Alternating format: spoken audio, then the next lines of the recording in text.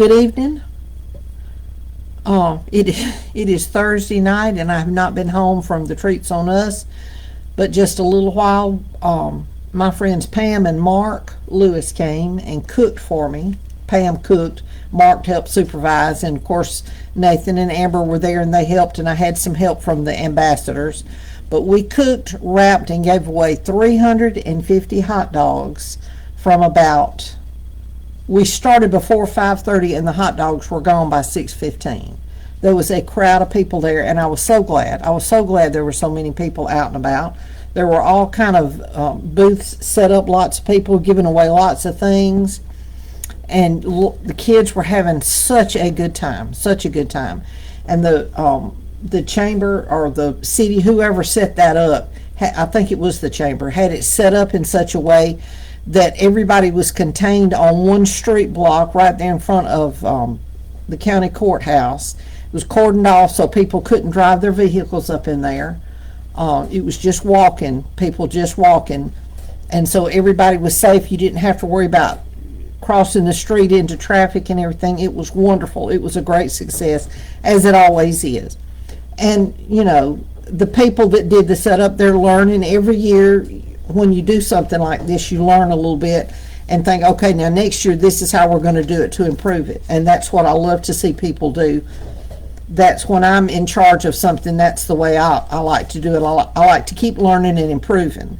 And so we had a good time. So I just wanted to thank everybody who came out. Thank you to Pam and Mark and their kids for helping with the cooking and getting that part taken care of.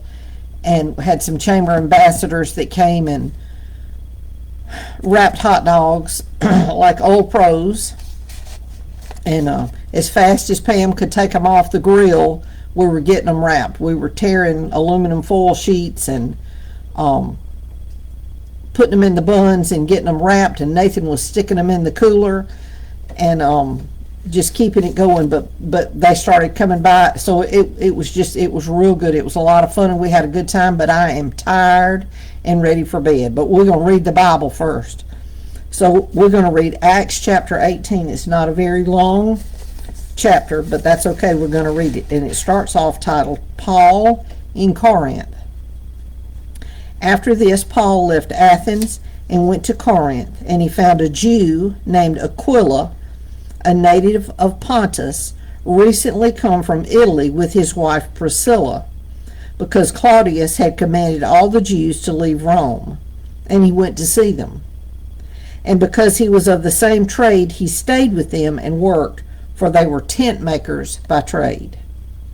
And he reasoned in the synagogue every Sabbath, and tried to persuade Jews and Greeks. When Silas and Timothy arrived from Macedonia, Paul was occupied with the word, testifying to the Jews that the Christ was Jesus. And when they opposed and reviled him, he shook out his garments and said to them, Your blood be on your own heads. I am innocent. From now on I will go to the Gentiles. And he left there and went to the house of a man named Titius Justus, a worshiper of God. His house was next door to the synagogue. Crispus, the ruler of the synagogue, believed in the Lord, together with his entire household. And many of the Corinthians, hearing Paul, believed and were baptized. And the Lord said to Paul one night in a vision, Do not be afraid, but go on speaking, and do not be silent, for I am with you, and no one will attack you to harm you, for I have many in this city who are my people. And he stayed 1 year and 6 months, teaching the word of God among them. But when Gallio was proconsul of Achaia, the Jews made a united attack on Paul and brought him before the tribunal, saying, This man is persuading people to worship God contrary to the law.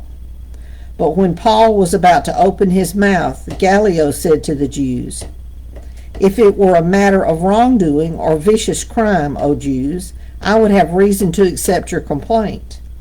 But since it is a matter of questions about words, hold on, let me look at that again. Words and names and your own law, see to it yourselves. I refuse to be a judge of these things. And he drove them from the tribunal. And they all seized Sosthenes, the ruler of the synagogue, and beat him in front of the tribunal. But Gallio paid no attention to any of this.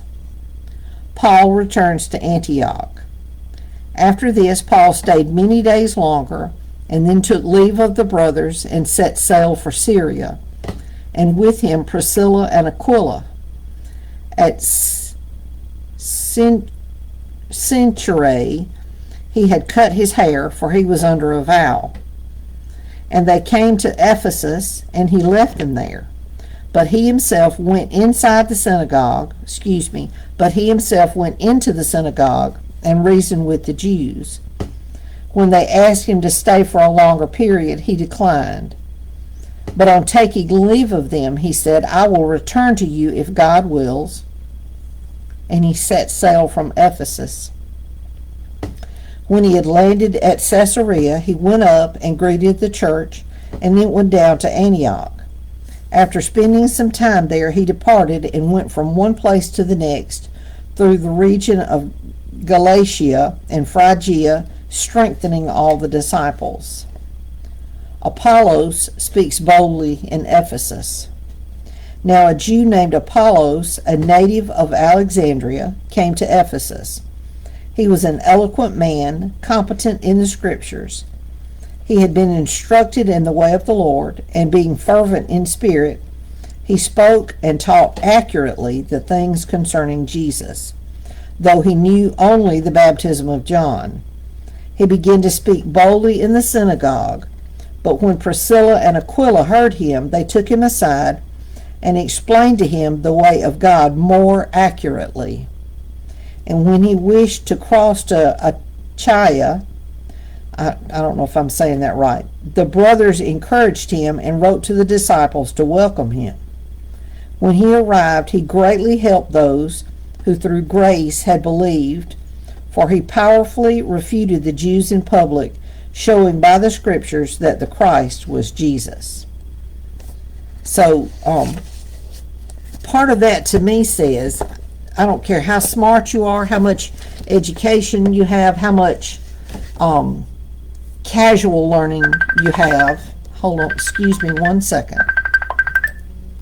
I don't care how much education you have or how much knowledge, you should always be able to